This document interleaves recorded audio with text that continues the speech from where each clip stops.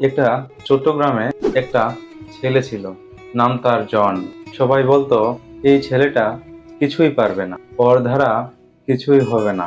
জন সেই কথাগুলো চুপচাপ শুনতো। জন কিছুই বলতো না, কিন্তু সেই জনের ভিতরে একটু একটু করে আগুন জ্বলতো। একদিন সে নিজের মনে বলল, আমি ওদের ভুল প্রমাণ করব। কিন্তু সমস্যা ছিল, টাকা, সুযোগ, গাইডলাইন কোনোটাই জনের কাছে ছিল না। তবুও জন শুরু করলো।